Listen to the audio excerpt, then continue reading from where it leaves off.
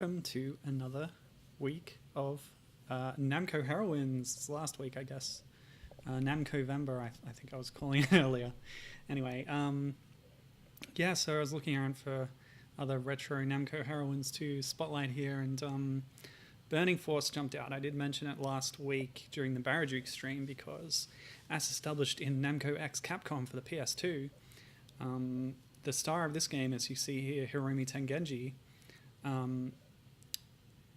is the partner or inferior. No, you call someone a superior if they're like your boss, but what do you call it if you're the underling? Yeah, the underling. Anyway, they work together in the UGSF, making it part of that greater universe of Namco titles, which I also talked about last week. But yeah, again, worth looking up the UGSF official website. But anyway, this game is a Space Harrier clone, sort of. It's a bit different. We'll run through the attract mode here because why not? Oh, that was quite short. Really? It wasn't? Okay. Anyway, yeah, in Namco X Capcom, Hiromi, like they reinterpreted Tobi Masuo significantly, but Hiromi looks pretty much as she does here, and riding her big space motorbike or whatever as well. Gibbon says that the art reminds him of Bubblegum Crisis. Now, I've heard of that, but I'm not really familiar with it. Oh, that's right. The sidebars. That's the cover art from the Mega Drive version of the game, which is a port. I'll talk about the ports later. But yeah, I guess I picked that because the original arcade flyer, well, it's true to the sprite, but it's showing off a lot of leg and butt, and for the ports they made her outfit a little bit more modest. Anyway, oh yeah, that's right. I'll fiddle with the dip switches a bit and then we'll get started. So, everything's saved the way I changed it. There's a bit of a drawing error here with what option I have selected. By the way, in MAME itself, the dip switches don't really display anything at all. All there is the freeze thing, which completely freezes the running of the game. But by pressing F2, you bring up this service mode menu, which gives you quite a bit of control. I don't know what type does. I've given myself 9 credits per coin activation. Flip will change it upside down like so. Let's see, extend, yeah, left is how many lives you have. Extend is at what point total you get a new life, and somebody helpfully told me on the HD101 Discord, it was Angel Unit 55 actually, solid, helped me out, said that this is common to various Namco arcade games, and D is easier and A is harder. So rank is apparently just a difficulty slider for the entire game. We'll turn around select on if I have any trouble, but I have continue set on, and shot trigger was on manual before. I noticed it's misspelled. And I've set it to auto so I can just hold down the button. So without any further ado, let's get started. I'll get my 9 credits and yeah, jump right into it. So here we are, Hiromi Tengenji, the space whatever she is. Oh, yep, I've already been completely blown up. And you've seen one of the cool features of the game, which is that her animation as she dies is to somersault over and land on a replacement bike that comes straight in from wherever it is coming from. But yeah, we're getting some power-up drops here. Yep, like a lot of shoot-em-ups like this, so you've got different power-ups denoted by letters, and I had 2 W's, but I got a H, but I was still in the W form of the shot. Oh, H must be, I don't know, something else. A shield, or maybe a missile. I'll use a missile so you see what it looks like. It shoots out some homing rockets. This is the boss of the stage, and it's over pretty quickly because we have the difficulty set quite low. But yeah. So yeah, it's a cool game. Detailed backgrounds, I notice, and of course at the time the whole scrolling thing was very impressive, and these graphics, I mean, they're still pretty cool. The way these sprites scale really smoothly as they approach, and the water texture that I'm flying over is pretty simplistic, but oh I'm not good at this, am I? Okay, so this is a geyser thing. Yeah, it'll shoot me up, and yeah, that I didn't get the thing. I didn't get the power up. I guess I'm not going fast enough. There is actually a speed control. I called this a Space Harrier-like or a Space Harrier clone at the start. That's not. It's not quite 100% copying the formula, as a lot of other games, in fact, did. And I'll actually be playing one of those later in the stream if I get through this fast enough. One of the key differences... Yeah, I've lost all my health, all my lives. Sure, my name's AAA. Yeah. Okay, so I guess continue... Oh. It wasn't clear to me which one was selected, so I went back and picked 1-1. That's okay. Oh, and I've started with a power-up. Oh, boy. So... Yeah, with continue on, I guess it'll send you to that screen after death. But with round select on, you actually get to pick which world you start at each time you start the game. Oh, that's cool. It didn't kill me. It knocked me into the air.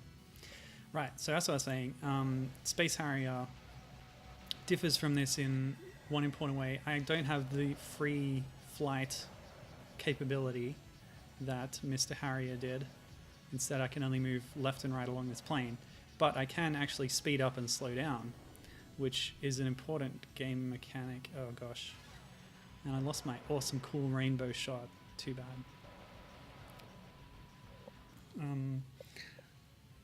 So I guess the benefit of slowing down is you have more time to react to enemies and stuff. I don't know what really the benefit of speeding up is. Maybe it'll help you avoid some things. But there's also this whole bonus round, no, not bonus round, like a bonus mode thing. I don't really know how to describe it, but...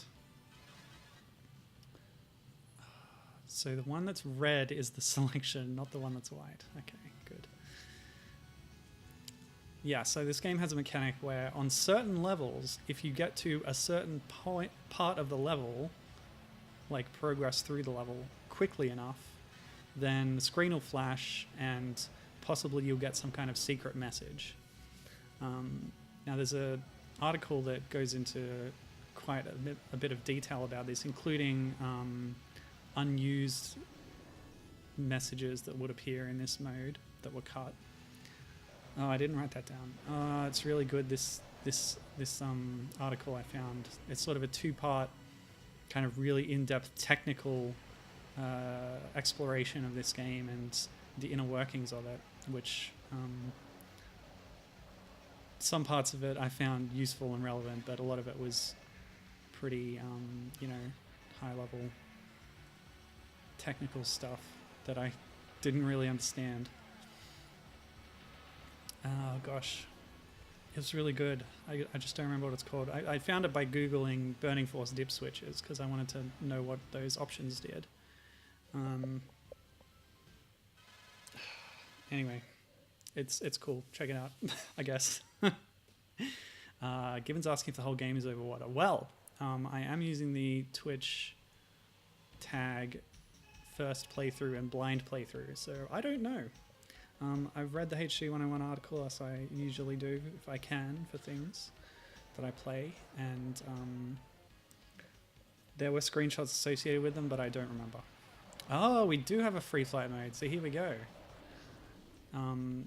There was a nice little thing there where I got into a plane, a big plane, and a lady came up and gave me a briefing on what the boss's weak point was, and then I got in a spaceship, and now I can fly around however I like. Now, I don't know if successive weapon pickups will increase the power of this weapon, but this one seems really cool, and it's rainbow, so that's nice. Everybody likes it. Oopsie. Yep. Okay. Well, we get to see that briefing again.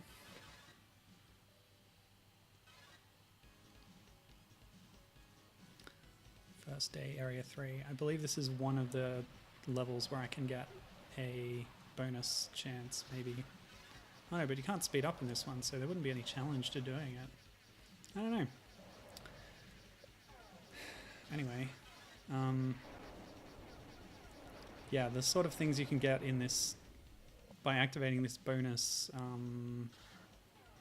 I don't even know what to call it. It's just something that happens when you go through the level fast enough. But yeah, you get sort of neon flashing signs appearing on the screen that say things like, hey, say, I can't remember what year it was, but it's the year that the game was made in the old Japanese system of counting years that goes by the reign of the current emperor. 1989, that is, by the way. I don't think I mentioned that yet. The Mega Drive port followed in the previous year. You also get things like the English word earth or beer or a picture of an apple. Just all these sort of weird things pop up which would likely develop in-jokes or Easter eggs. But apart from that, there's, yeah. Okay, so that battleship boss is what you see in the cover art, actually, on the Japanese Mega Drive port on the right. I've kind of cropped most of it out, but you can just see it.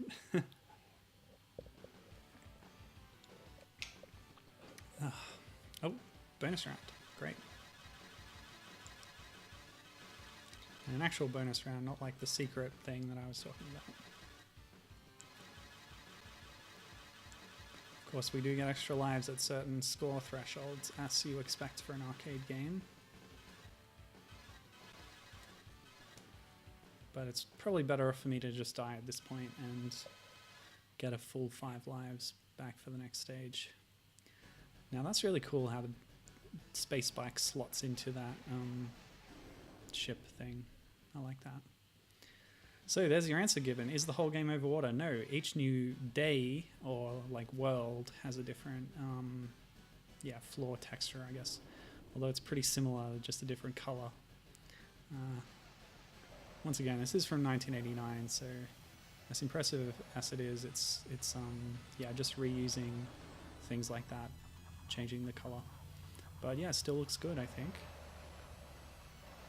And it's always impressive to see them use their technical limitations to still come out with something that looks good.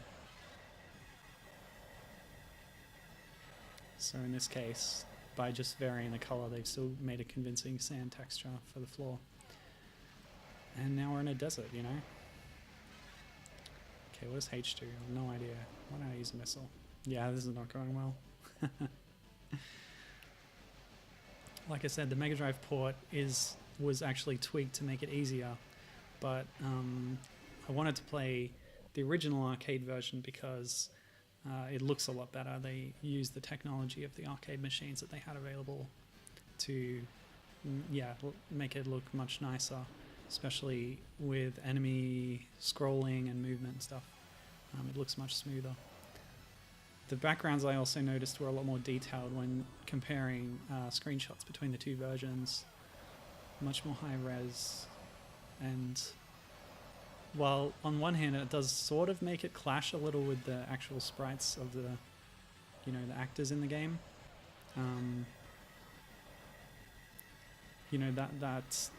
that contrast, that tension, I actually find interesting.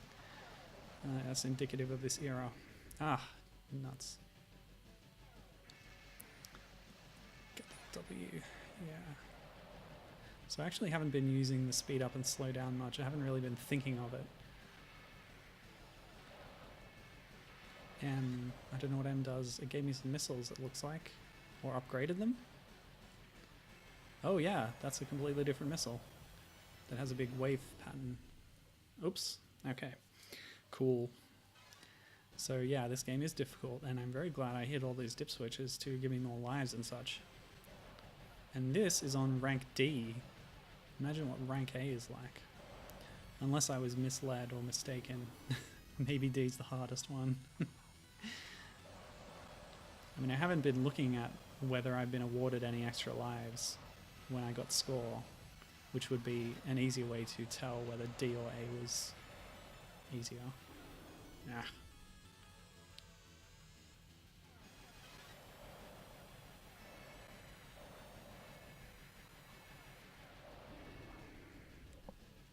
Yeah, so the Hardcore Gaming 101 article actually has some trivia bits about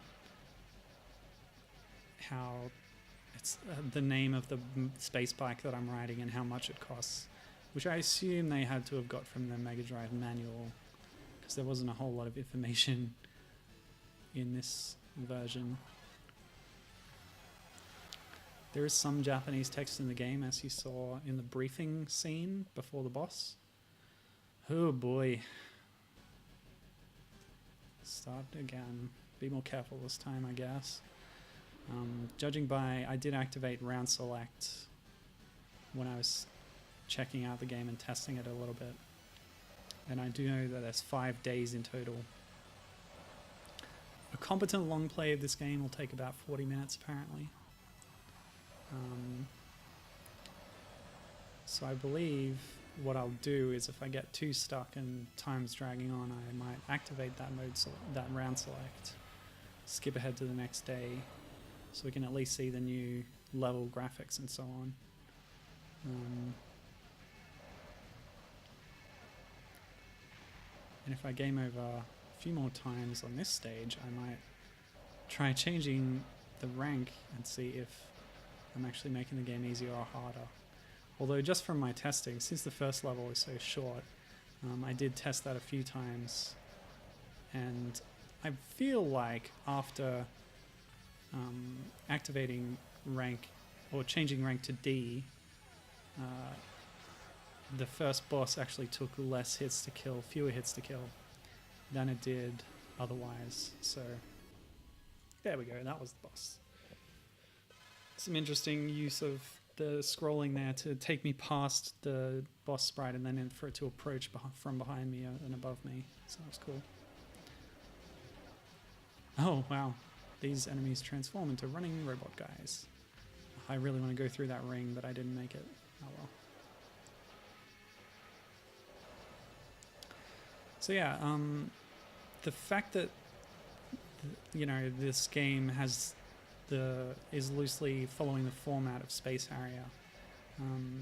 It's just one of several games that followed in those footsteps, which tells you something about the prominence and the impact that Space Harrier had on the games market at the time. It was incredibly successful, and well, you could say it started a genre, because before it, shoot 'em ups like this, shmups, if you will, they would either scroll upwards or scroll sideways. I mean, the very first ones were stationary, of course. You had your Space Invaders where you're at the bottom of the screen and the aliens approach from the top. And then things like Galaxian were just a tweak on that, where the background would move to give you the illusion that you were moving as well. I guess in a sense you were. Well, if you think about it, like, nothing really moves. I don't know, it's weird. Whatever. Relativity. Relative motion. Something's moving. I guess in Space Invaders it was a gameplay mechanic that you would stay still and hide behind objects that would shield you. But anyway, people wanted dynamic motion and action, I guess, so scrolling shooters really took off. Point is, you can either have the vertical ones, or you can have... this dragon is very Space Harrier. The dragon that's made up of multiple orb segments like this, which is just kind of a trick that makes things easier to model. Oops, I've run out of credits. Yeah, it's easier to have something made up of multiple small sprites than one big sprite. Ah, man. This game is quite difficult. One thing I heard about the Mega Drive port is that you can take 3 hits instead of just 1 before you will get blown up. But I've made my choice and I'm sticking with it. This version looks and sounds better, so that's what I'm gonna... Yeah, we're gonna go with it. Anyway, I was distracted by the dragon appearing because I was in the middle of talking about something or other. Space Harrier. Yeah, scrolling. So the other option, of course, is horizontal scrolling, often left to right, which you would see in games like what's that one? What's the Konami one called? Is that Xevious? Yeah. Gradius? Xevious, I think, is Namco. Gradius is Konami.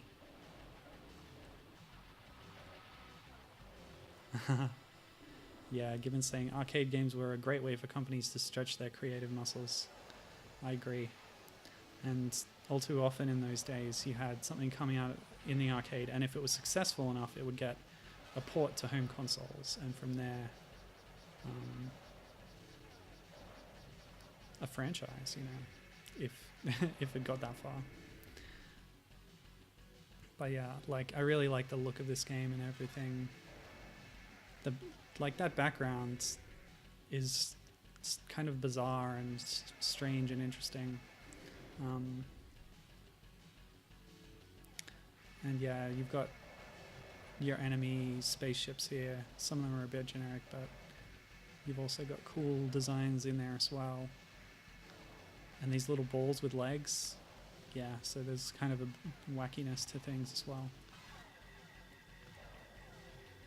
But strangeness and wackiness is definitely part of the Space Harrier formula.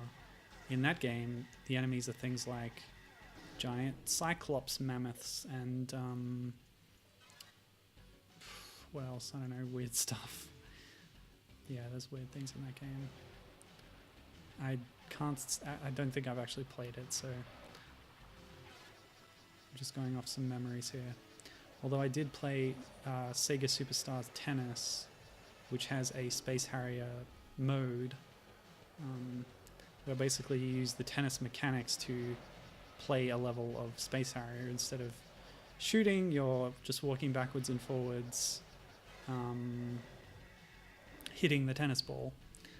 Actually, in the DS version, I think you are running, well, the DS version's different. It uses sprites, much like the original game, but everything's been redone into 3D polygons for the console version. So, oh man, it's difficult. I'm not good at these games, shoot 'em ups. That's why I wanted to crank everything as easy as I could. But even then, as I've said many times, these games are just designed to kill you over and over and take your money. But ideally, they'll hook you enough to make you want to keep putting the money in. Anyway, I'm obviously cheesing it with my MAME and my handy keyboard button that adds coins.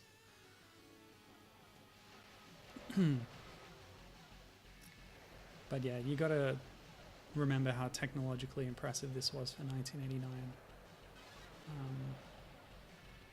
But it's all thanks to Space Harrier that this going into the screen shooter, or whatever you would call it, really took off. And from there we got games like Afterburner, which, you know, tell me if that actually came first, but that was Sega's fighter plane shooter game. Ugh, nuts. Yeah, so Space Harrier has a lot of homages and inspirations that came later, although they're not all equal.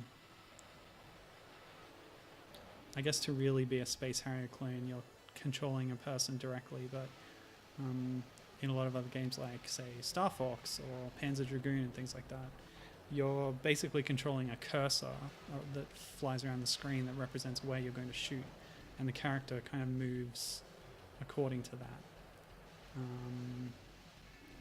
Yeah, I can hit those rockets before they land, and then they won't shoot me. Oh, dude.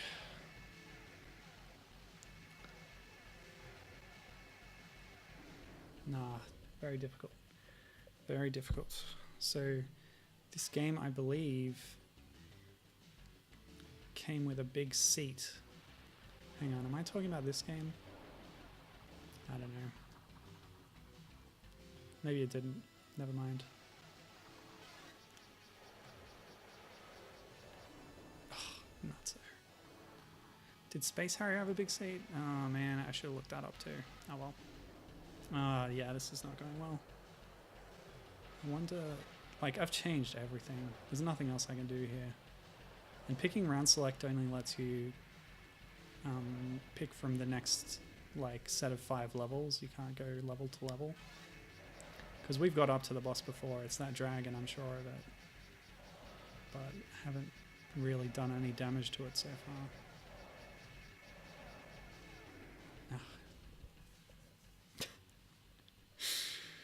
far. Okay, well.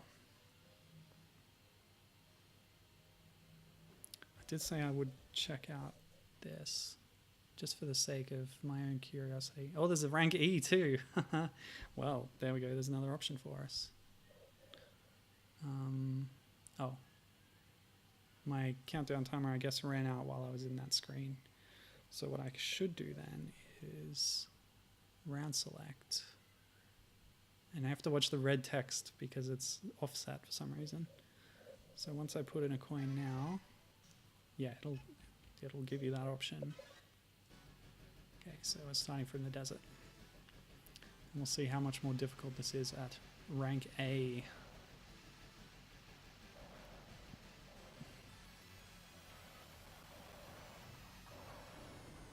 Oops.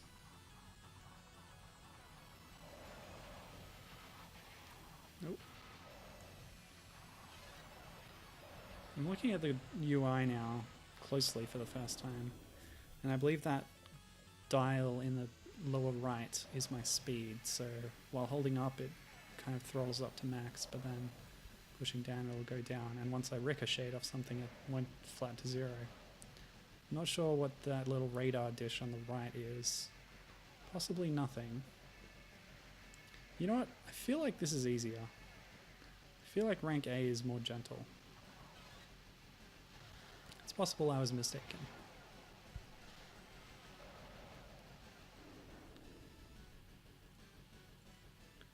What do you think?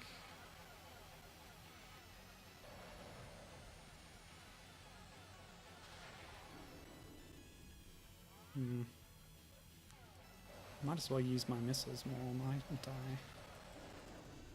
Nope. Deaded. Game over.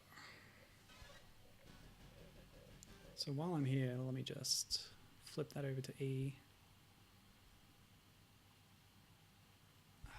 Yeah, do that. Oh, yeah, I guess so changing any of those settings will kick you out to the title screen.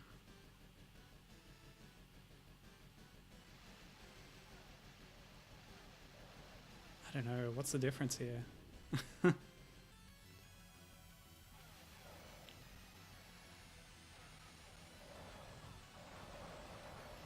don't know, I feel like this is harder. I feel like enemies are shooting at me more.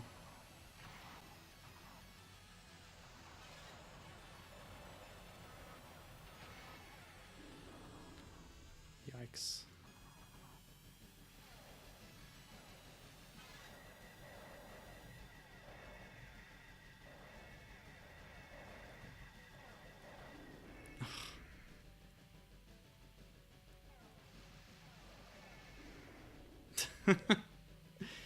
They're just so accurate, aren't they?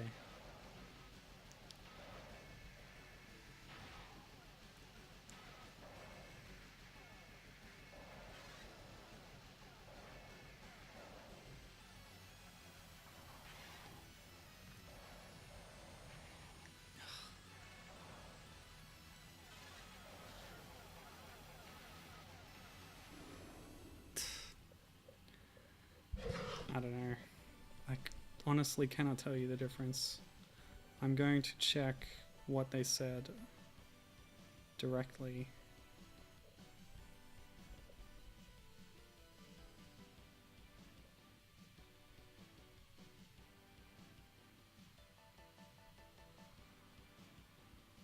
Yeah, what Angel Unit 55 is saying is D is the easiest and A is the hardest. But, well. So D for extend, E for rank. Yeah. Alright.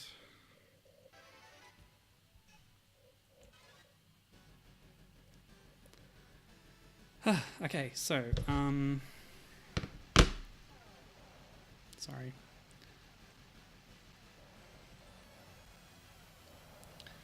Yeah, this is one of them ye olde games where the developers weren't specifically listed in the credits by their real names. They often had pseudonyms, code names, nicknames, whatever you want to call it. So I was trying to look up some of the developers there, but they're all sort of given a sense of obscurity by the fact that their real names aren't mentioned, with the exception, as is often the case, of the musician, because they're often credited elsewhere, especially if their work is used in a later re-release or soundtrack or something. So the exception to that is sometimes the programmers were able to sneak in their real full name as a hidden like Easter egg or whatever, which is the case here. So the programmer, who is also the programmer in this game is listed as Devil Nakamura, but thanks to that article that I mentioned earlier that I couldn't really tell you the name of, I guess I'll put a link to it in the video description. Yeah, they dug through, you know, the files and the code and stuff, and found that the guy had put his actual name in there. So that's how we know that it's actually Devil Nakamura is Katsuo Nakamura, who is also known as the quote-unquote program supervisor. I don't know what that even is, for the first 4 Tekken games. So he's a programmer who was like supervising programmer for Tekken 1, 2, 3 and Tag Tournament, and a couple other things for Namco too on the way.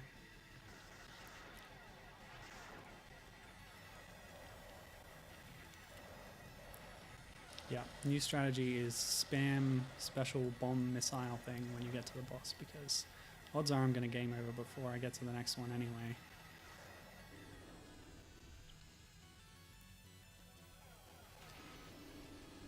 Ooh, close one. Very close.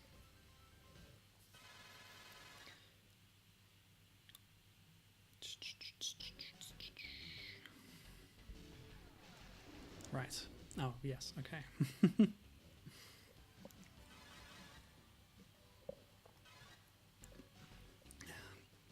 So I don't think I managed to get to the other effect of reaching those bonus goals that I mentioned. If you go fast enough through certain stages, I don't know what they are, I'm not really going for it, but you'll get that red flash on the screen, and the change that you will notice at the end is that the ending graphic is slightly altered depending on how many of those you got, and I believe there's 3 of them in the whole game, or no, 5, but some of them don't do anything. I don't remember. It's pretty complicated. But anyway, as you will inevitably see when I get to the ending and beat the final boss, might not happen. Hiromi Tengenji is promoted at the end and awarded a commendation or whatever, and attendant with that is that she gets a new hat, a lovely new hat, which is nice. The basic ending is that you get a time to spam missiles. You get like a military style, not a beret, it's like a cap, you know, a military hat, whatever, to represent you becoming a space galaxy fighter ranger person or whatever. I think the word they use in Japanese is space fighter. Okay, next boss time. There's our little helper showing us the weak point. Weak point. Of course, the English text said hit point. The point that you should be hitting. So yeah, I didn't feel super comfortable about calling this a Space Harrier clone, since I was just moving on that one plane at the bottom, but when I get this ship, it really does become a free-flowing Space Harrier type experience, complete with manic explosions and enemies totally mobbing you all the time. Anyway, the extra 3 bonus goals are pretty interesting, and there's screenshots of them on the in that article. If you get 1 bonus goal instead of the hat, you get a nice tiara. If you get 2, you will be given a large crown. And if you get all 3, which is, I guess, quite difficult to do, especially because, you know, the game is pretty secretive about this and the requirements, you get a Pac-Man hat, which has Pac-Man holding up a little sign that says Nippon Ichi, which means #1 in Japan, which is just a common phrase meaning like the best, generally.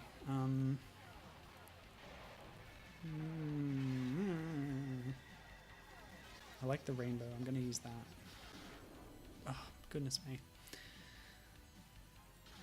Yeah, so an interesting sidebar to the whole hat thing is that the HD 101 article about the game makes this erroneous claim that, okay, here's the boss, it's going to open up, oh, there's nothing there.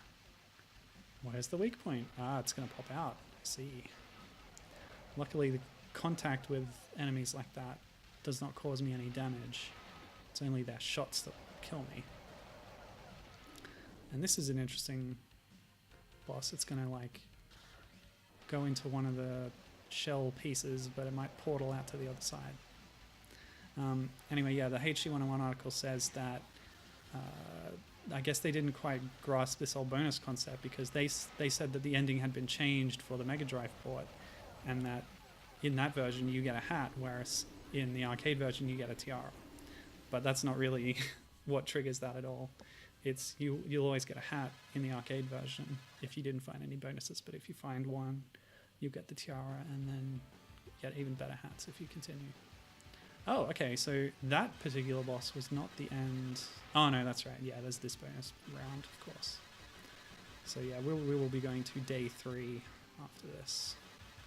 Ah, Gibbon saying in the chat here, he wants a retro Star Fox arcade game in this style with sprites instead of renders.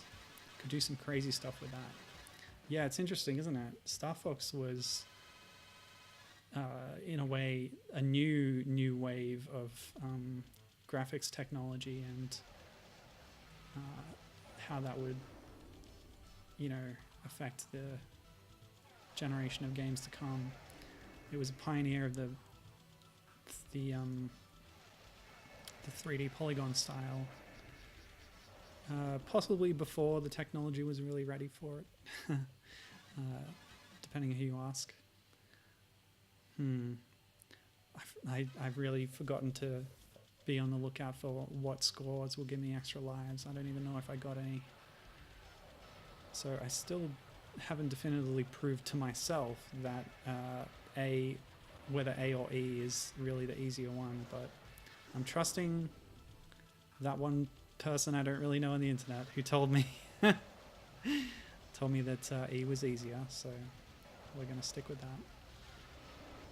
Ah, getting some environmental obstacles here with those gates. And there was a ramp that would let me fly over it unless I destroyed the gate, and the gate was moving. Pretty interesting stuff. But yeah, I do know what you mean, Gibbon. Like, games don't really get made like this anymore, because once Star Fox came around, that was a harbinger of the technology sort of being ready almost. And then after that, this kind of thing was passé. Nuts. Let's see. I guess I will point out that there was a Star Fox game that used sprites in a way, because Nelsonic put out the Star Fox Game Watch.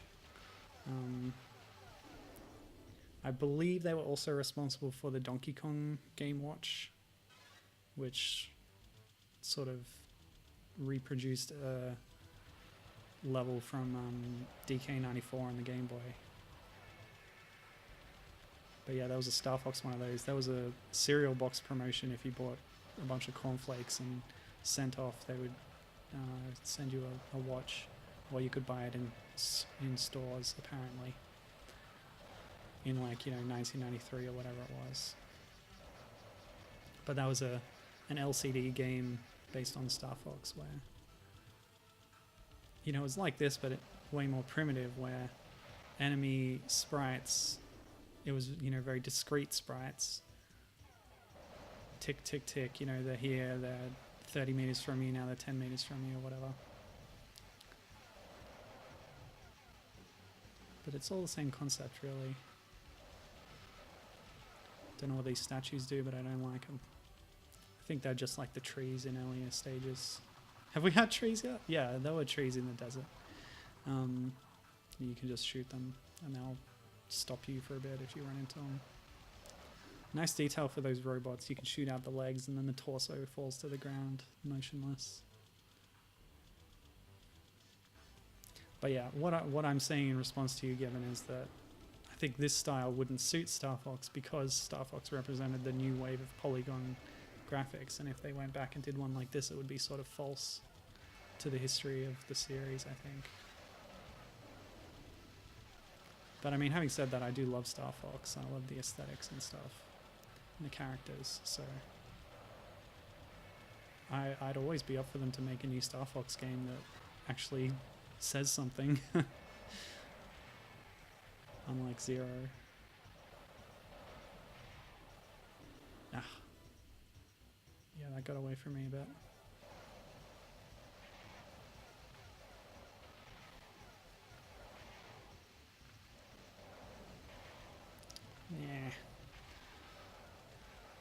Yeah. So, I've got a big spreadsheet of games that I plan to play at some point on stream. And of course, most of it at the moment is devoted to games in my Heroine series, which I've been following through all this year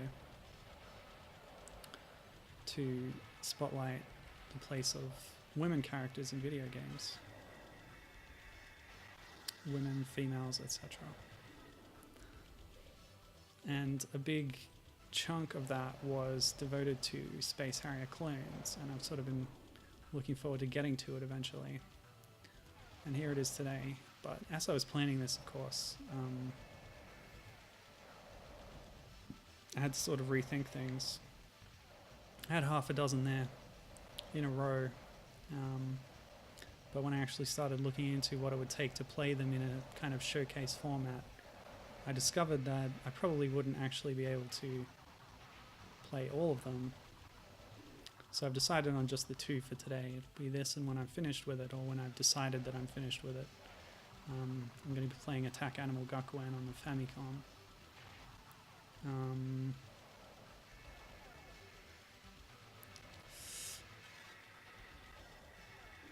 Oh, that's the boss, surely. Start spamming.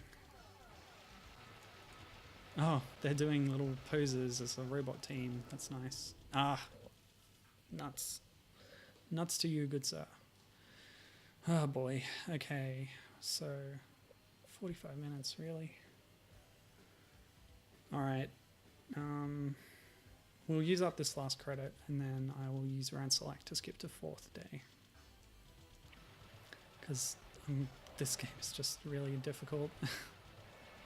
If I knew quite how difficult, I might have actually considered playing the Mega Drive version instead. Anyway. So I got a list, I guess I wanted to talk about, of other Space Harrier clones that have female protagonists. This is probably the highest profile one on the list, to be honest, considering it got a port, it's got the Namco pedigree, and Hirumi showing up in the Namco crossover stuff later. Well, a little bit anyway. I don't know, maybe the Cotton game's a high profile, I'm not sure. I think just by virtue of Namco being a big name, they do have the history. There's the arcade collections as well on console every now and then. You get the arcade compilations. And I believe this has been in some of them possibly. Maybe also the Wii Virtual Console, I think. Japan only naturally, but the Wii did get a bunch of arcade games in it. This was definitely one of them. Yeah, there we go. Spamming the rockets got us through. Wonderful. That means I'll be able to continue from stage 2 here. Ooh, and we get a nice new background, so it was worth it. Oh, and pillars, statues. Yeah, this is a different feel, isn't it, from the sci-fi kind of setting we've had so far. Oh no, yep, that was difficult to avoid.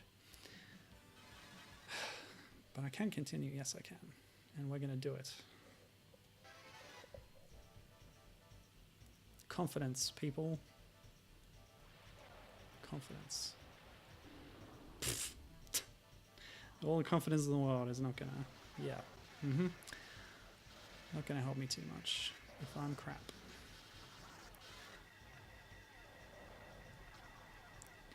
Probably a good idea to hit those vents just to get some space over some enemies.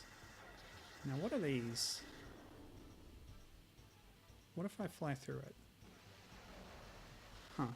I don't know what that did. Oh, that's interesting. Yeah, and those can't be destroyed. There is that invincibility power. I should be paying attention to which letter exactly gives me that effect. It's either H or M, maybe. M's missile, right? So H must be shield or something. H for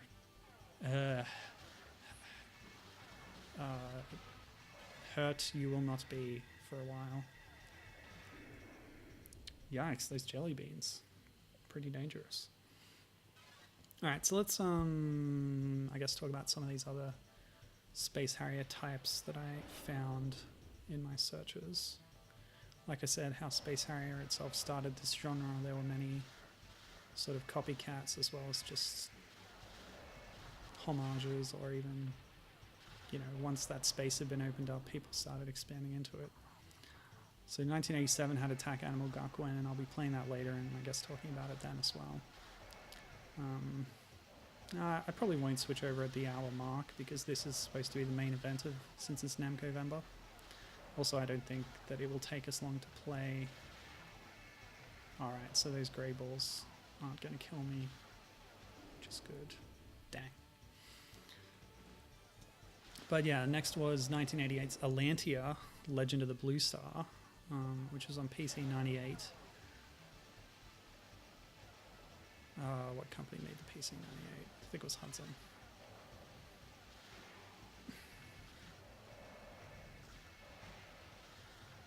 Get myself some missile space there. Yeah, Atlantia looks nice. It's got like fantasy styling, and the heroine's running along with a lance and shooting things with magic powers, I believe. But it's a little bit not child friendly, I guess. You're basically looking up her skirt the entire game, and from what I read, the endings involve some nudity as well. As was the style at the time? Question mark.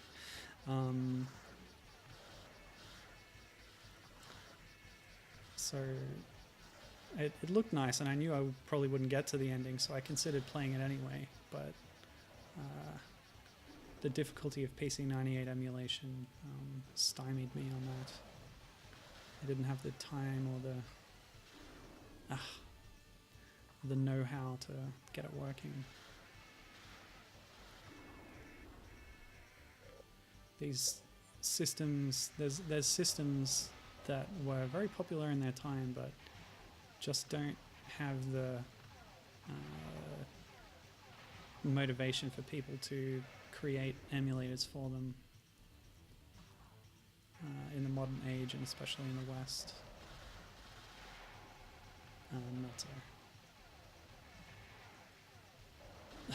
I intentionally bonked a few times there just to get some space, but the enemies sort of overwhelm you if you do that too much.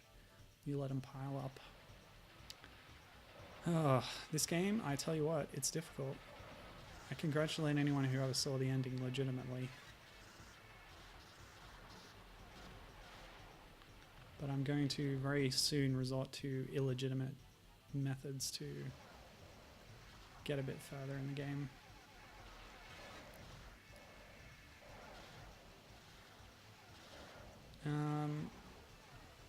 Thing is, I got to look down to see my notes here, and there's very few opportunities to do that. So yeah, Burning Force is this one. It followed in 1989. An important part of this would have been looking up actually when Space Harrier was first released, but I didn't do that. But it was so successful, as I said, that it itself got ported to tons and tons of platforms, of course, and spawned numerous sequels. One of those sequels does turn up later on this list. I guess it's more a successor than a direct sequel, but alright. At this point, I'm going to activate round select. Round select is on. Huh. Okay, so what do I need to do? I need to die a lot, don't I? Actually, Alright, this is an easy way to do this. There we go.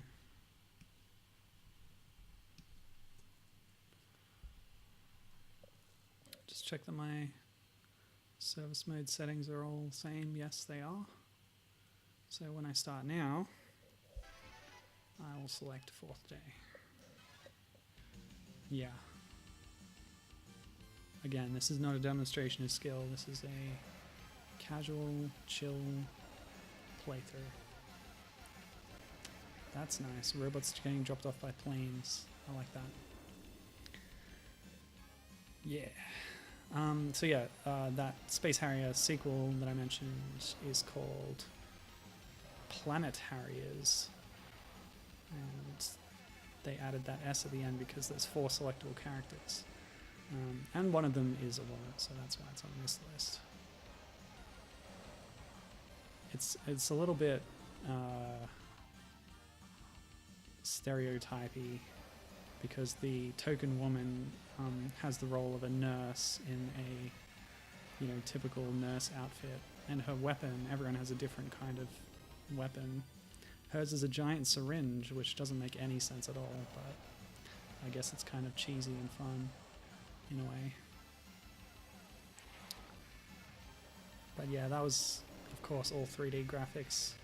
That is actually one where you control the cursor rather than the character, despite being a direct sequel to Space Harrier. Ooh, okay. That's interesting. I bounced over the train anyway. I think I was supposed to go to the opening in the carriage there. But that's a little interesting set piece that's new for this world. Yeah, so... Oh, because I've skipped, I'll actually be able to go back and see the level that I didn't get to. So I might do that next. Thank you, cheating. Yeah.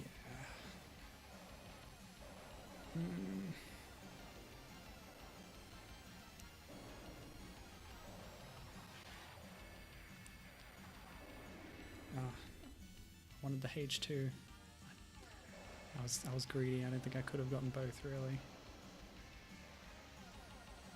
Because pick up enough speed after the bonk to get through the ring. Let's see. The next one I had was 1990s Neural Gear on the Sharp X68000 computer platform. You guys. You have to make things so difficult for me. You got to admire Hiromi's athleticism there. When a bike gets blown up, she does a quick somersault and just jumps on another one. Alright, we're going to skip back to 3-3 now. So this would be the boss zone of the 3rd day. That's different. Okay. Yep. I deserve that. Yeah, so Neural Gear, it had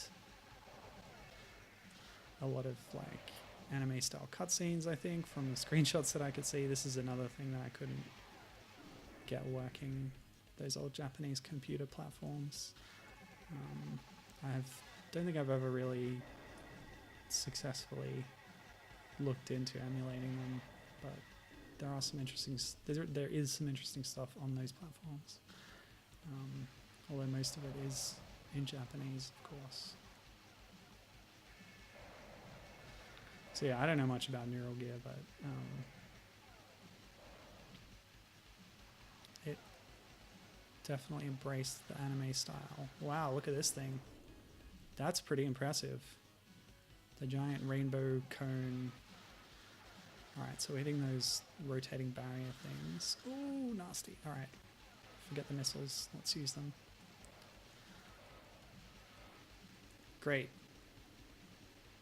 Is that it? Wonderful, we did it.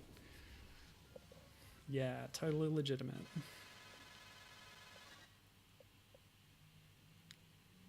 Oh, that's right. Neural Gear was actually made by Fill-In Cafe, which is a company that I otherwise don't know, except that I'd done research for another showcase stream of all-female fighting games, and they'd done a successful example in that genre. It's called Asuka 120%, which I think is most notable for its incredible number of ports and revisions. There's about 12 or 15 subsequent releases of it that tweak things and change things, as well as one unofficial one which was made by employees of the company after it had gone out of business, and they went back and someone else acquired the game rights and made their own final revision, but then the original developers made a like homebrew revision themselves that made different final changes, and people regard that as the definitive one. But it's ridiculous the way they're named, because they're all just silly subtitles that imply that they're the ultimate one, and it just keeps going on and on. Oh, Gibbon thinks he's heard of that one. Yeah. It was ported to the Saturn, I think, and yeah, the Saturn and the PlayStation, I think, as well as all its other revisions, which I couldn't even tell you if they're in the arcade or the computers or whatever. Anyway, so Space Harrier clones, I've got more. I considered playing it today because it's easier to emulate, but I picked Attack Animal Gakuen as a more interesting example, and we'll see if I was right. But yeah, the next one is Panorama Cotton, which is part of a larger series of games starring this character Cotton, who is a cute little witch. Now, there's no shortage of games where you're a cute little witch, especially shmups even in that genre. There's a lot of that type. Oopsie. Okay. Just a few that I was thinking of maybe playing over Halloween this year was Twinkle Tail and Magical Chase. So there's plenty of them, as I said. Cotton is another one. I guess something that stood out to me was that you're not just a cute witch in that game. You also have like a sidekick who's a little fairy who has certain game functions. I always like good buddy duo team in a game, so yeah, but I didn't choose it. But yeah, anyway, Panorama Cotton is the, I think, third in the series. The first two were horizontal scrolling ones, and this one was the into the screen type. It came out pretty late in the Mega Drive's life, so it apparently uses the technology very well and looks great, which is just what I read about it.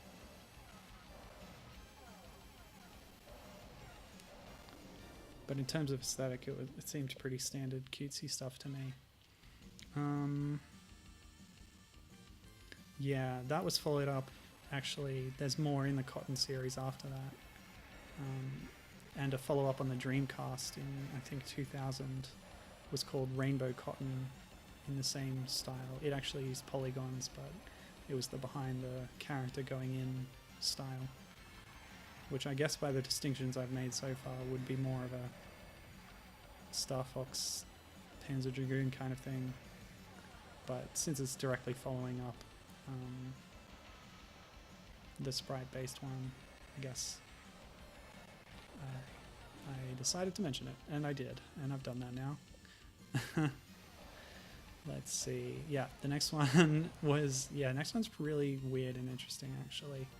So, bit of background. There's a Korean company that made a bunch of DOS games called Family Production. And yeah, the Korean gaming market is pretty interesting and something that I guess doesn't get a lot of press over here because it's, even though the Japanese market is vast and successful, a lot of it still is obscure to people internationally. But I think the Korean game market is even more obscure, probably because it's actually a lot smaller than Japan's one, and I don't think very many of the games produced in Korea for the Korean market get localized and released elsewhere, although some do. And I think actually some of Family Productions games did. Anyway, they had a bunch of games series that they'd maintained, some shmup games. They had a brawler with cartoony animal characters called P and Gitty. I don't know if I'm pronouncing that right, actually, so sorry to Korean listeners. But yeah, it was about like a little frog and a dog or something. Anyway, they had a game that they put out for DOS, which was a sort of crossover of all their previous titles that they'd made. And it featured characters from P and Giddy, and also Illusion Blaze, Iron Blood, and Shaki the Wolf. And yeah, each of those 4 series had 2 selectable characters in the game. And the reason I'm mentioning it here is because I think 2 of them are supposed to be female. You've got Shaki's wife, who from what I could tell, doesn't otherwise have a name apart from being the wife of the main character of Shaki the Wolf. And she's like an anthropomorphic wolf in a dress. And one of the like robots from the shoot 'em up game has a bow on the head, so I think that's supposed to be a girl robot. Yeah, in keeping with cartoon stereotypes. Oh boy, this game is really brutal, dude. Yeah. Oh, and that game, by the way, is called, I think one of the best parts about it is that it has a funny sounding name, which is Olmang Jolmang Paradise, which, could seem like I'm making fun of another culture's language, but I just think it has a nice ring to it. Yep, so what I'm doing now is going ahead with skipping to round 5 and then maybe playing round 4, area 2 and 3. Hello? Yeah, okay. Yeah, everything's set up.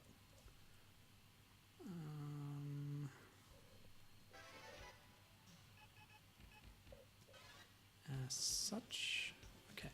5th day, area 1. Rocky background. The floor pattern looks more Space Harrier than before, since it's got that kind of checkerboard pattern that was distinctive of that, to show the fact that it was scrolling, like to emphasize that sort of 3D effect. That's what they were going for in Space Harrier. And they've done that in this game with the textured waves and such, but yeah, this one's a bit more checkerboardy. Oh, goodness me. There are a lot of enemies and a lot of shots around here. Once again, I'm wondering whether D or A is really the easiest, but We've made our bed and we're sleeping in it now. But yeah, this is the last round anyway. Okay, when I have H, I'm going to try and go faster because I think it's invincibility. But actually it doesn't really last very long.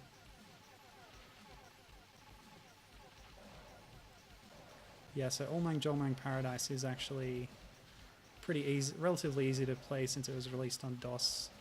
And DOSBox is very, very easy to use and quality emulation of DOS software for the most part. Okay, boss time. Oh, Nelly. Okay, dare I try and... Oh boy. Okay, good. Okay, yep. See, if you thread the needle from those shots and then... But then it hits you with that green beam. Alright, like I said, we're going back to 4-2. Yeah, I didn't get past 4-1, did I? Just to check it out. Did I? No, I didn't. I haven't seen this thing before. It's that dragon style thing again, but a basic enemy this time. Maybe that shield lasts until you get hit once, because I certainly get hit quite often. But it seemed to go away after I rammed into that obstacle, which might also count for the shield. Don't know. Anyway, I like Allmang Jolmang Paradise. It's cute. But I decided to stick to fewer games and go a bit deeper on them rather than rush through a whole lot of them today. Ugh, terrible. So yeah, that was 1995.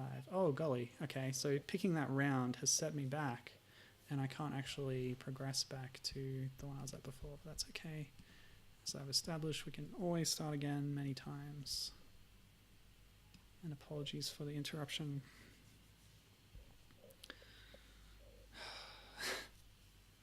So after 1995's Allmang Jolmang Paradise, I then had 2000's Planet Harriers, which I already talked about. And yes, I'm going to have another go at this, and if I don't beat it, I'll check out 4-3 and the boss of World 4. Oh, close. And then the only other one I had on the list was 2012's Space Harrier-like, which is a very clever pun. It's a Toho Dojin game. I know I just pronounced the O two very different ways, but hey, what are you going to do? Yeah, as all, I think all Toho stuff is Dojin by definition, right? I don't know, whatever. Don't at me. But yeah, in this game you play as one of the Toho characters, Marisa, what's her name? Kirisame. And because her name is Marisa, they put that in the title, except they adjusted it slightly to make it more of a pun on Space Harrier. It's hard to explain. Anyway, let's check out 4-3. We missed the briefing scene, but that's okay. Hopefully we at least see the boss.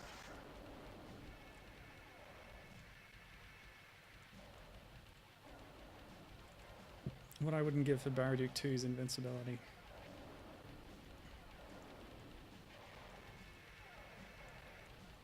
Oh, I wanted the laser, but that fire plume just got right in my way.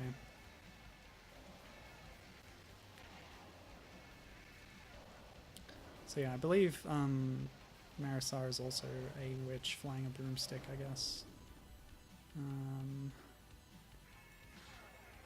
Oh, actually, there's one more for this list that is related to Attack Animal Gakuen.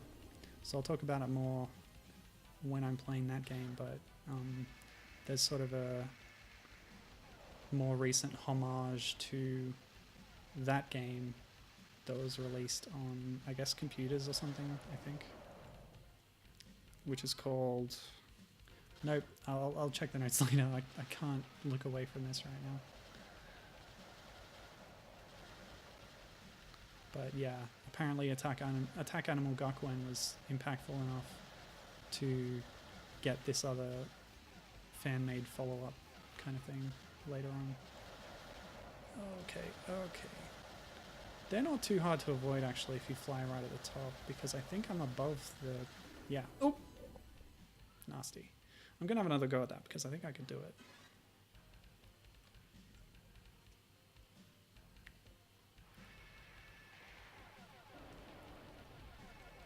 Oh.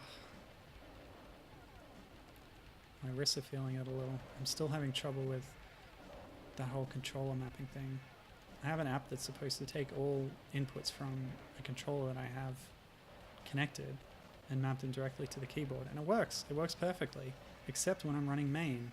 For some reason, I have no idea why. It just refuses to do its primary function that it otherwise is perfectly capable of doing when main is running.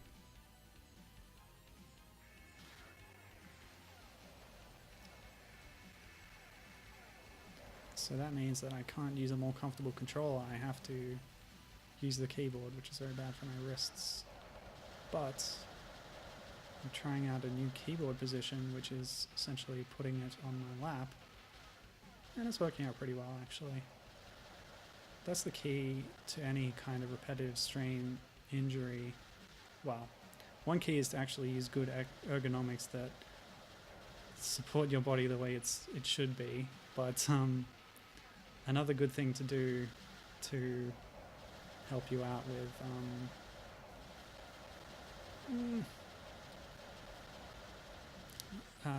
with like injuries related to that, or not getting injured rather, is to change positions frequently. Like they tell you if you work a desk job, you got to stand up every hour and stretch a bit and stuff, and you can't be in the same position all day.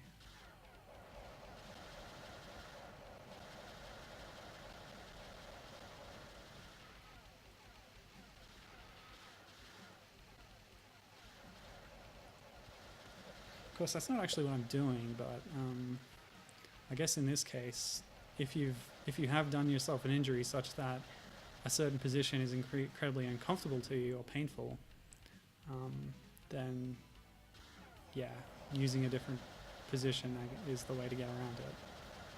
Just don't do it for too long at a time, I guess. Come on. Yeah, that's pretty dang difficult. So I think I'll skip out now on that one, considering how long this is taking me. I'm going to go back to round 5 and I guess try it a few more times, but I'm very, very unlikely to get all the way to the final boss at this point. But I don't know.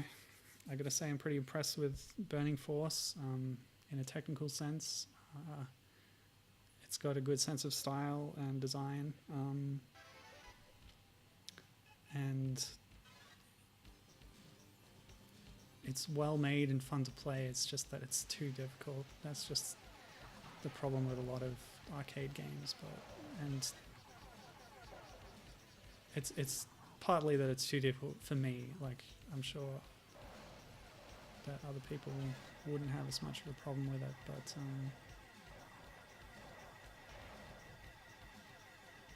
yeah, it's hard, man.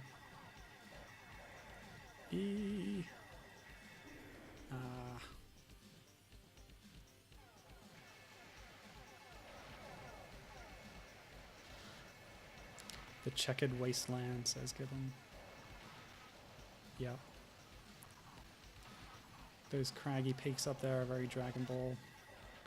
A lot of wastelands in that show. That manga and that show.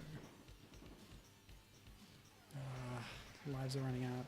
Use a few missiles to get through. That's the way.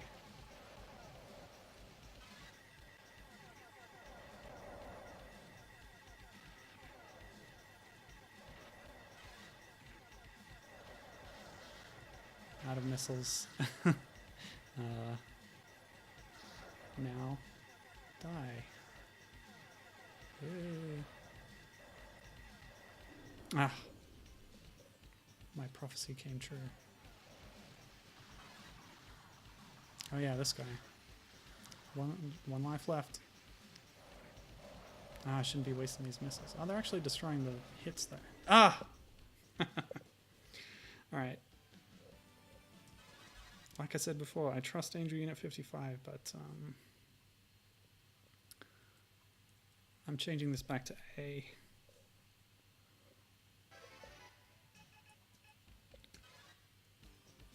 So we're either going to get a much higher challenge, or we're going to find that we can actually do it for the first time. Or we're going to find that I cannot tell the difference. Because I don't know what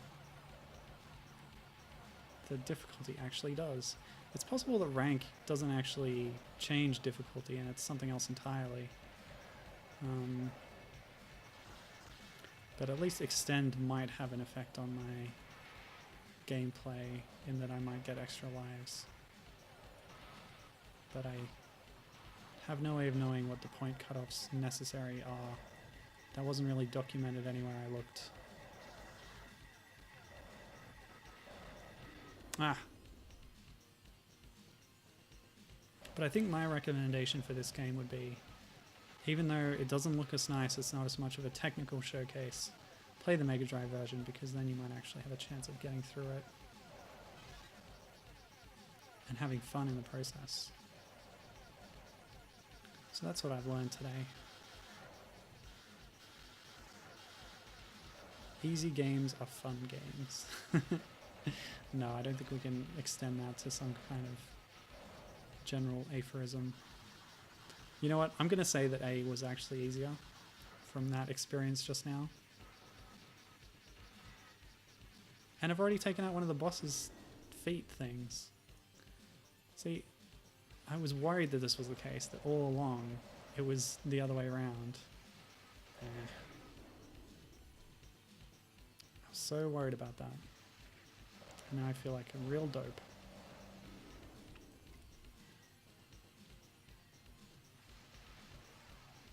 Cool.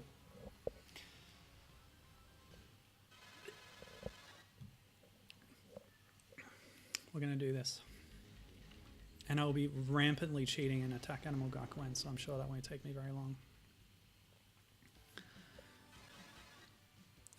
Let's do it.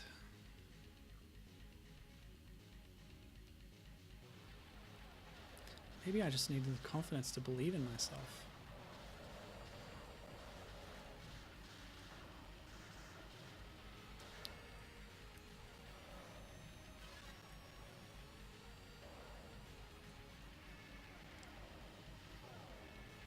Another nice background here, very alien, alienistic, that's not a word, Xeno-architectural. It reminds me of, well, the first thing that come to mind was the Holy Land in Lufia Ruins of Law, but, you know, that's not a reference anyone's going to get. And I don't think it's really accurate either, it's just what I thought of.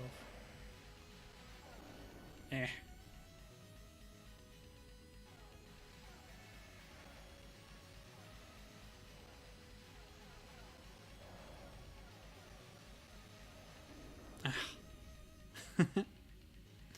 Annoyed grunt.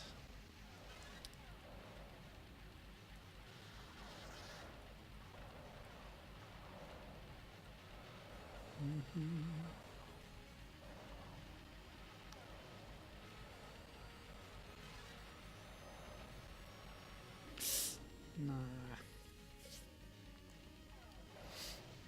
Oh, hello. That looks like a boss. Time to spam. Ah. It spammed me before I could spam it. It's okay, we'll definitely get through this game. Don't even worry about it. Eh. Ah. Oh boy.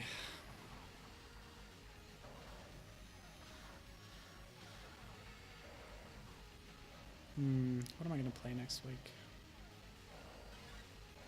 Namcovember's over. My structure will be finished, and I'll have to decide on something different. Before the year's over, I really want to get to my showcase of old arcade games where the player character is a mother animal protecting her young. Because there's surprisingly a lot in that subgenre, as I've now decided it's a genre. Okay, so after 2 shots it'll just close and then... Oh, that one... Oh, I had my invincibility frames get through that shot. Dude. Thanks for the vote of confidence given. Get the H, get the H. Okay. I don't know what the H does, dude. Look at that. I flash yellow for barely 2 seconds. It's ridiculous. Is that what it does? Doesn't seem worthwhile to me. Alright, here we go. Spam. Oh, that's really harsh. Oh, man. Yeah, I gotta pay more attention to that attack pattern. It's all about reacting, getting out of the way. Just not good at it. Okay, so this game is cool because the HUD. I like HUDs. It really feels like you're in a spaceship. No, that's not right, because she's not even in a spaceship. She's just riding a space bike. I guess it's what her helmet is showing her, maybe. Right? Nothing else really makes sense.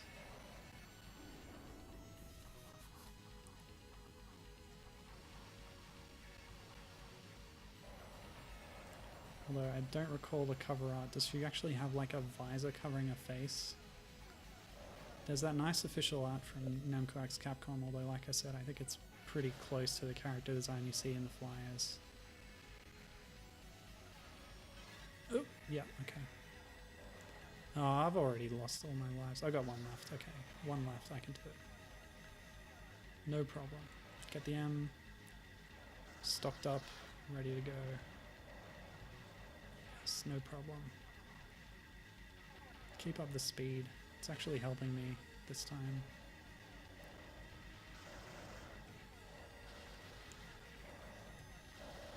Yeah, just sit over here and then the shots don't hit you as much. How easy was that, dude? Actually, that's a good point, Gibbon. The HUD we're seeing could be the base ship following behind me, the one that I have been docking with before the boss stage. Well, there it is. We see it in front of us, but we're still looking at that HUD, so... Yeah, whoop whoop, we did it. Let's look at this screen for the last time. Nice little mechanics tuning up the bike detail. Guy with the little paddles for takeoff. Ah, love it. Alright, final stage. 1 life remaining. Let's actually just get killed, because seriously, we need to start this stage off right with all of our healths and missiles. Come on, kill me already. Thank you. Alright, final stage. First try. First proper try. Right now. Let's do it. Haven't remarked much on the music, by the way, but I think it's pretty rockin'. Nice little techno themes. Yeah, now see what the wide dimension adds to your mobility and how much easier it is to avoid things when you can move up and down. This is why Space Harrier is a good formula, and possibly why these boss levels are easier than any other level in the game. So I think it was a mistake to have her on a bike most of the time, or just make the bike able to fly freely. Yeah, because it's so much easier to avoid enemy shots. Look, I'm already at the boss with all my lives still remaining. Yeah, that's my hot take for this game. It was a bad idea to limit your mobility in that way, because the speed up slow down thing doesn't affect the game enough to make it worthwhile, I think. Yeah, cool. That's my impression there. So, is that it?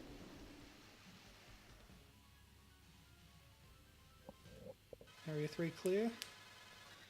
Round 5 done. Oh, the bonus round, of course. Unless there's a secret boss. Oh, yep, didn't make that.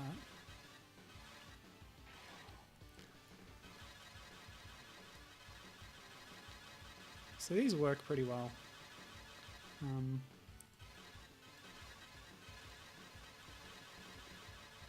I've come out before several times as a critic of Mode 7 to represent 3D scaling and scrolling.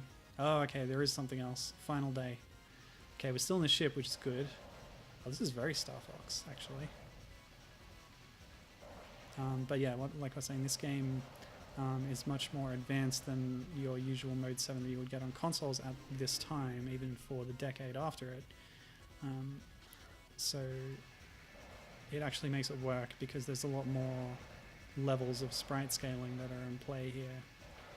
And that gives a more effective sense of a 3D space. So I don't mind this at all.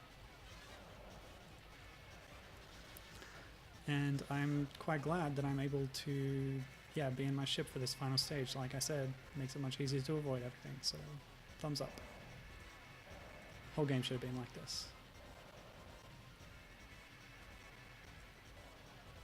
So yeah, a lot of recycled enemies here. Oh, this is new. Space totems. Space!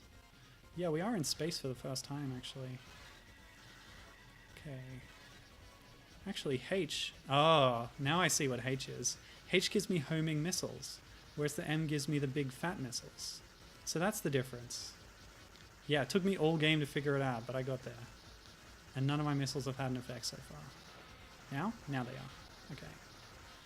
So this is Howl's Moving Castle. Big floating city ship on an asteroid, which is nice. Whoop. And because I can move in the Z dimension, I can avoid these attacks. Isn't that novel? Yeah, I've come out real critical against this game in the last 10 minutes. It's because I finally realized, like, which parts of the game are more fun. And why. So that's good. And I'm on my last life, but I don't even care, because I am going to beat this boss. Yep. We're taking out that asteroid bit, revealing the mechanisms underneath. Let's do it. No more missiles left. Where's the damage point? It flashed. Now that's going to take down. Oh no! That was silly of me. That's okay, we'll start again with our full life complement. We'll do it. Yes. What? Oh no. What went wrong? I lost all my lives, did I? Continues? No. Maybe if you die on the final day, you get kicked out completely. I guess that's it. Oh, dang. Sorry about that. That's a real shame. We've only got half an hour left, and I did promise Attack Animal Gakuen. I really want to get to it, so I think we might leave that there, unfortunately. So, yeah, that's it for Burning Force. The game that was too hard and should have been all spaceship and no jetpack. There's my summary. So, moving on then. Changing the input, of course. Perfecto.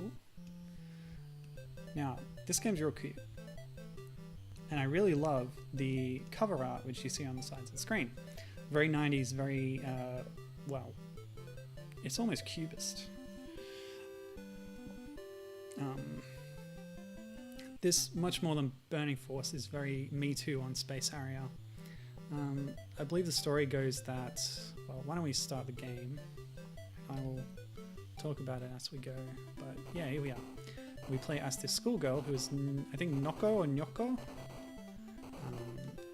But yeah, very Space Harrier, flying, the flying man with a gun, or the eternal question, is it a man with a flying gun? Flying man with a gun? Or man with a flying gun? Of course, I get that debate / running joke from the podcast Midnight Resistance, which was very amusing but has finished for now. The hosts moved on to other things. Oops, yeah. So this game's also quite difficult. You see a life counter up there. I get hit once, I lose a life, and I have that many lives, and if I lose all my lives, then I will go right back to the start of the game, no matter how far I've got. And that's why I'm going to very quickly activate the invincibility code when I get my game over for the first time. The drawback to the invincibility code is all it does is give you infinite lives. There's actually a fault with it though, because if you get hit, you noticed when I got hit earlier, the music stopped until I got back up and started running again, like so, and then it starts again. In invincibility mode, the music never starts up again. That's the only problem. Oh wow, okay.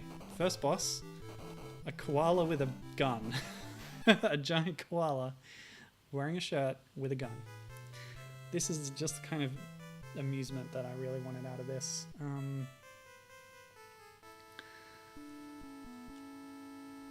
Good death jingle.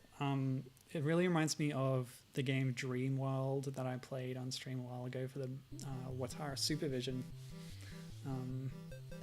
where the enemies are just sort of giant animals, and it's kind of weird and silly and fun. And much like Dream World, which was kind of a clone of Psycho World, or a rip-off of it, this is kind of a rip-off of Space Harrier. Oh, you know what I noticed? I didn't change the volume back up, but actually that's quite a good level for this game. Hope Burning Force wasn't too quiet. Should have checked that. Oh well. Yeah, Dream World was so whack. It was crazy. I loved it. Anyway, let's enter that code, shall we? So what we have to do is get to the Player 2 controller, hold down left and down, and then press B, and that will increment. Ding, ding, ding, ding, ding, ding. Oh wait, that's the wrong code. That's actually the level select. So we'll leave that at 1, actually. The infinite life code, it was actually a Game Genie code, so I activate that by going through here. Oh, it's lost it. Ugh. Damn. I guess I just have to look it up again. Sorry.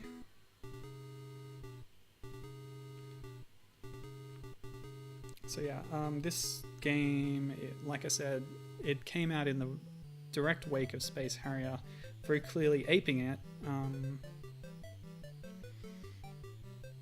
And the developer Pony Canyon is known for making low quality Famicom games.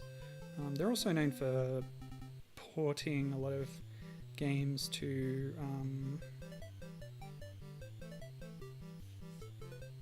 the MSX, so especially Western games like Ultima. I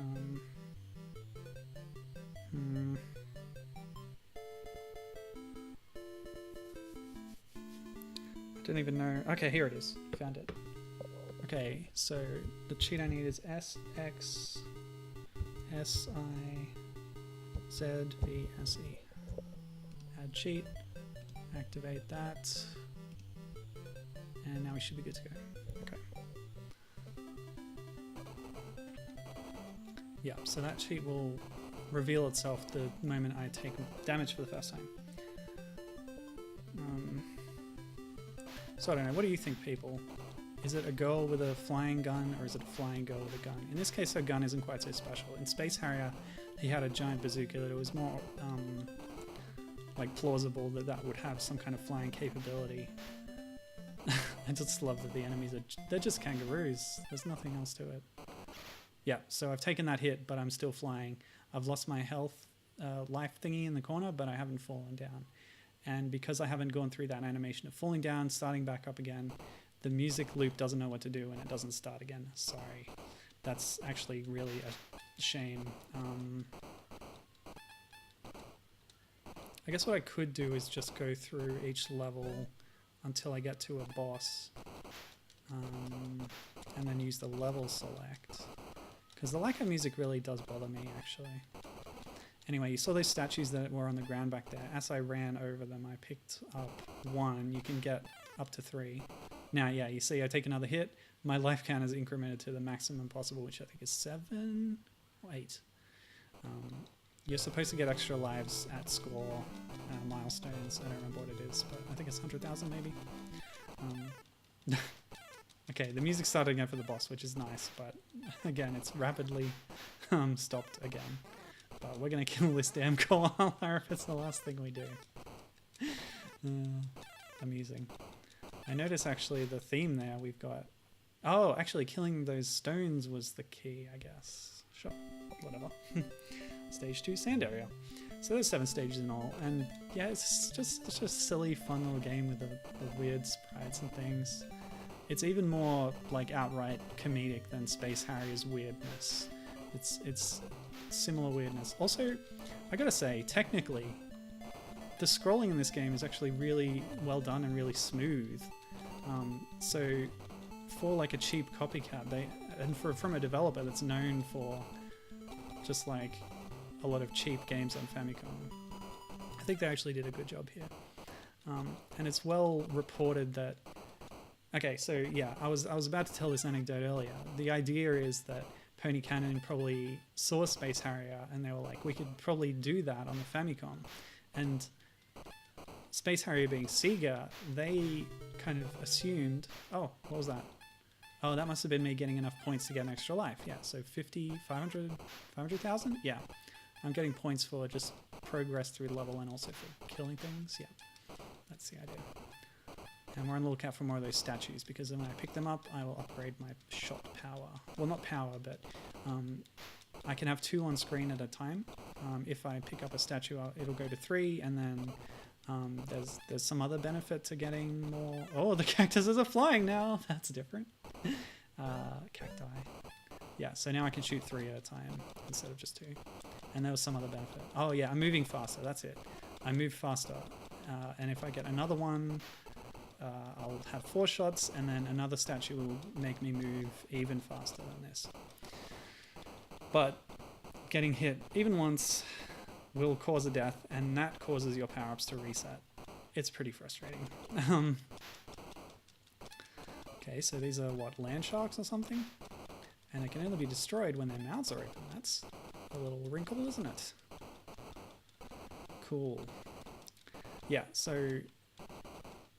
I guess the idea was that Pony Canyon wanted to make their version of Space Harrier with the idea that Sega wouldn't put out Space Harrier on a Nintendo console, of course, because Nintendo and Sega, of course, were rivals in that era. Sega had their SG-1000 at the time, I believe, competing with the Famicom. Or was it the Mark II? You know, I'm not too crash hot on the early Sega consoles. But yeah, it seems like all these bosses they don't take damage. You have to hit the ads, take out the ads to kill the boss, basically. It's a rule in RPGs and stuff. It's a good thing to take out the ads before taking down the boss, because they'll be easier to deal with. But in this case, to even kill the boss in the first place, you need to destroy the mooks that accompany it. So what are these? Onions or something? Chestnuts, maybe. And has our protagonist here changed her outfit? She was in a like schoolgirl costume with a skirt before, but I noticed that she no longer has a skirt flapping in the breeze, and she might have changed into the typical school student like PE outfit. I don't know what you call it, like sports outfit, which in Japan means bloomers. Oh yeah, that's a big part of the Space Harrier formula given. Running on the ground, you have a different animation, yeah. And I think part of the idea of that is that you can actually move faster on the ground, or maybe it's just there for flavor, I don't know. But it's definitely part of Space Harrier that's been copied here into Attack Animal Gakuen, which I never explained, by the way. Gakuen means academy or school, place of learning. So usually the translation you see is Attack Animal Academy. Attack and Animal, by the way, are written out in katakana using English words. And obviously, I guess it refers to the fact that, yeah, I'm a school student who is being attacked by animals. In this case, tortoises. But also volcanoes, which aren't strictly animals, but there you go. I guess they're just there. They're not attacking me. Oh, yes, they are. They're shooting at me. Never mind. And skeletons, which also, again, skeletons wearing sunglasses.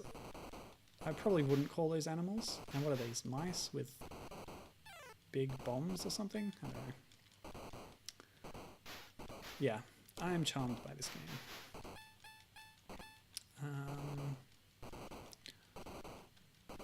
But once again, back to the running anecdote. Pony Canyon went, oh yeah, Space Harrier, I will do one of those. Thinking that they wouldn't have any competition from the actual Space Harrier on the Famicom platform.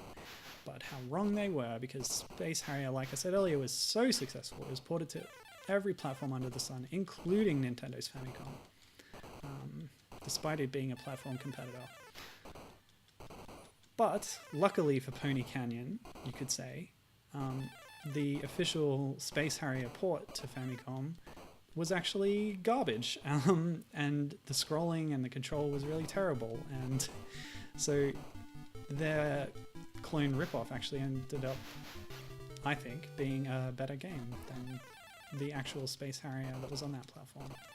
Oh yeah, once again, I'm shooting the boss, and you're not supposed to do that. I don't even know what this one's supposed to be. It's got an axe. It's like a devil tail. Don't know what the head piece is supposed to be, but gonna get these crows.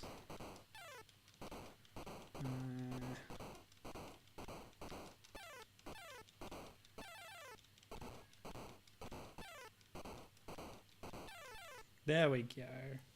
Taken down. And yeah, like I said, this game's pretty short. Oh, here we go. Underwater, that's cool. And now we got the one-piece swimsuit and some flippers. Notice also that the life counter has changed its appearance, corresponding with my own outfit change. Nice little detail. And damn, I took that damage. We've lost the music again. I'm so sorry. If there were other kinds of cheats to alleviate this, but that's all I could find. Invincibility and the level select code, that's all I could find. Alright, urchins with nice googly eyes, very good, very good. You can barely even see the gun that I'm holding. I think it just looks like a rifle in the artwork. Actually. Oh, I've kind of cropped it out of the box art there on the side, but I just love that box art. Look at that snake with the sunglasses. Isn't that amazing? Yeah, right, the game. Look at the game. Oh, I got an extra life. To add to my infinite stockpile. So now I have infinity plus 1 lives. Yeah, I'll just avoid the enemies by staying up here. Lovely. Block part of the score with my head. Notice that by drawing the sprite up there, the life counter bar is partially obscured. Beautiful. Yeah, so I noticed, I guess, in the first stage, the step, that there were a lot of Australian animals. That's kind of a link to one of Pony Canyon's other games. They didn't, as far as I can tell, they didn't develop too many games. They published a lot of games. But this is one of them. Another game that they developed was a game called Tasmania Story, which was based on what is apparently a very popular movie in Japan, but which I'd never heard of. Well, okay, so they also did... Okay, the seaweed's jumping now. Weird. They also did a game based on Milo and Otis, or as it's known in Japan, Koneko Monogatari. Well, that's the name of the game anyway. I'm not sure what the name of the movie is. Koneko Monogatari means kitten story, basically. You might recognize Monogatari from the original title of Cave Story, Dokutsu Monogatari. So that's a literal translation of Cave Story. Or vice versa, I should say. Yes, so Milo and Otis was originally a Japanese movie. I never knew that, but I love that movie growing up. Kind of problematic now because now we know the stories of how all the animals were horribly mistreated on the set. Yeah, it's not great. Yes, let's keep this music going. Please don't get hit. Like I said, it's not too hard to avoid things, as long as you have multiple axes to move in, right? Just do our little lazy spirals here. Don't cross the giant tortoise's stream of fire. Yeah, it's because I doubled back a bit, I got hit. That's okay. We're almost done. Ta-da! Yeah, so Tasmania Story is another movie that they did a tie-in for. Okay, do we really have a new outfit in every level? I wasn't watching between level 1 and 2 whether it changed, but what am I? What am I supposed to be here? She appears to have high-heeled boots on now. Well, whatever she is. We're contending with a lot of fire. So yeah, Tasmanian Story was a movie about a kid and his dad who moved to Australia. And his dad, I don't know, has a nervous breakdown or something. I'm not really sure. But he sort of goes off into the bush on a crusade to find the Tasmanian tiger, which is well known to be extinct. And the son goes off looking for him to reconnect with his father. Because there's trouble at home and whatever. And they lived in Sydney, I think. Anyway, it's all Australia, which is cool. It's a way to get me interested, obviously. But yeah, the game itself, it's kind of a drama movie or adventure movie or something. But for the game, they translated it into, well, really what they did was just took an earlier game that they'd made for arcades called Fruit Panic and just reskinned it with the characters from the movie. Not in a realistic human way, but they have really giant heads. And your enemies in each stage are various Australian animals. Like you start off with Tasmanian devils. Well, I guess in the game they look a bit like Taz the Tasmanian devil, but that's not what they look like in real life. They are kind of scary little buggers in real life, but yeah, we've lost our power-ups there. Yeah. But yeah, I was interested in doing this research on Pony Canyon stuff and Tasmania Story. But yeah, there seems to be some overlap, some slight overlap there between Tasmania Story and this game, I guess. Oh, and there's a Namco connection to bring it all the way back full circle. Fruit Panic was kind of a clone or semi ripoff of Mappy, the Namco arcade classic. So there's your connection back to Namcovember all the way back. So that's cool. I don't know if Namco ever did any games involving Australian animals.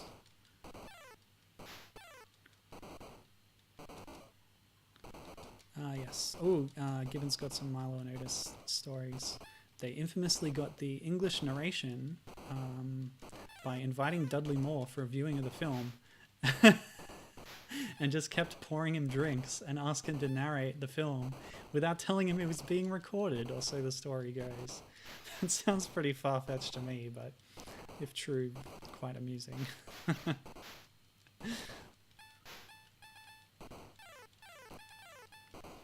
I could buy it being partially improvised. It did sound kind of naturalistic, which is something I always enjoyed about it as a kid. And Dudley Moore, yeah, he did a great job. Alright, so now we have a spider with sunglasses. Is it a spider? I can see 6 legs. Maybe there's another 2 back there poking out. Hard to tell. Could be a cockroach.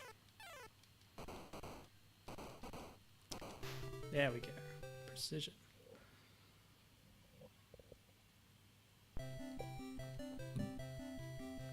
I believe this is the last level and we're back to our original costume. Schoolgirl look.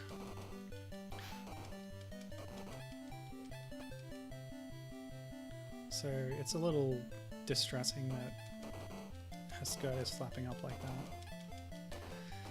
that. But you know, that's just, yeah.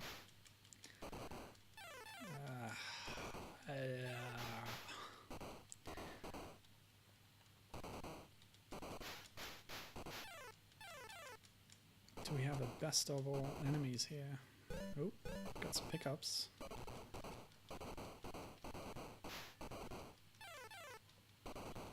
Too bad. Oh, that's right, I haven't mentioned this yet. This game was in 3D originally. So eye warning, like this is going to be pretty distressing for you, but that's the 3D mode. Yeah, pretty cool, huh? I'm going to turn that off. That's just flicked on and off with the select button. Yeah, this supported a Famicom peripheral called, no, I don't know what it was called, but it was a 3D glasses kind of thing. And it worked with a shutter effect. So you would put on these big goggles and they had mechanical shutters on each eye that would rapidly flick open left and right, alternating, right? So more sophisticated technology these days does similar things, either with the 3DS by calibrating itself to a specific viewing distance of your eyes, or you get the polarized ones that you get in like movie theaters and stuff, TVs. Oh, my life count is going down. I guess it didn't give me infinite or like 100. Maybe it gave me 255. But hopefully it doesn't completely make me start over again when I run out of this set. Because we're almost there.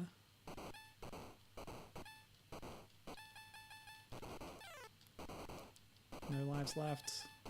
What's gonna happen?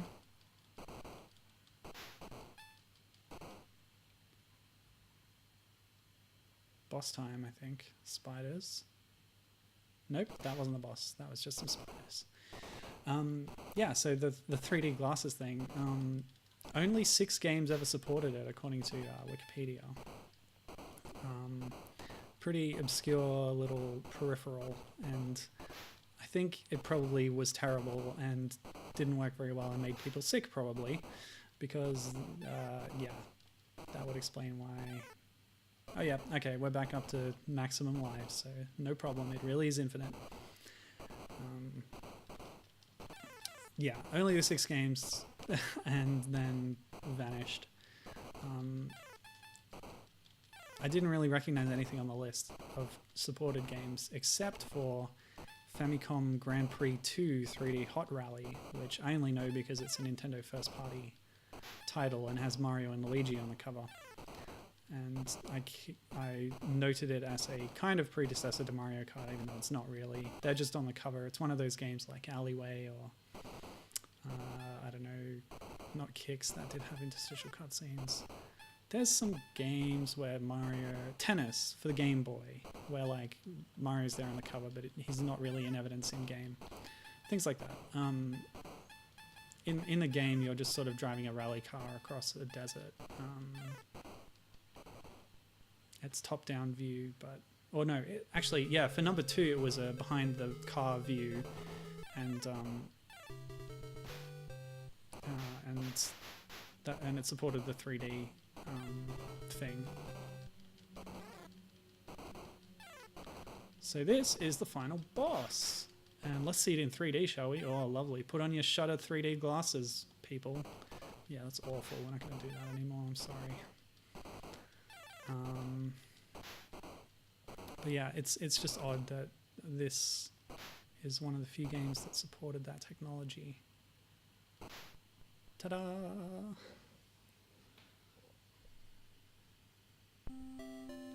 Do-do-do-do-do-do. Oh, okay, so yeah, this is the story. Our friend was in trouble or something, and she went to rescue her, I don't know, from the snake thing or whatever. Yep, that's the story. And there's our conclusion to the story. Oh, all our extra lives are going to add to our score, so we might be here a while. I mentioned earlier that there's a modern homage to this game. It's called Attack Joker Kingdom, made in 2015. And it specifically calls out the fact that it was influenced or that it's homaging this game, both in the name, the logo, and also in like the description that's given by the developer. Let's see. Yeah, the thing about that game is, you know, this had the kind of whole perverse looking up a schoolgirl skirt kind of thing, but that one kind of takes it even further with customizable costumes for the heroine, including just putting her in a bikini. So, yeah, adds a bit of perviness there.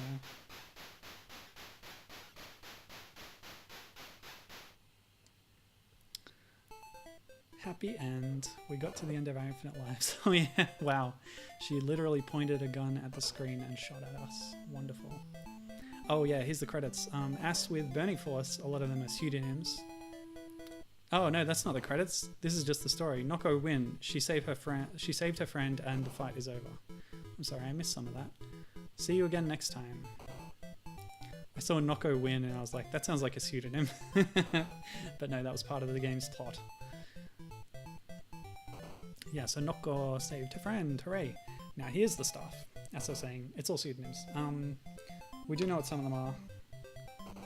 Yeah, produced Newtopia Planning. So maybe Pony Canyon didn't even make this. There was Newtopia Planning. And maybe Pony Canyon never made any games. There's a lot of confusion online sometimes about developer versus publisher.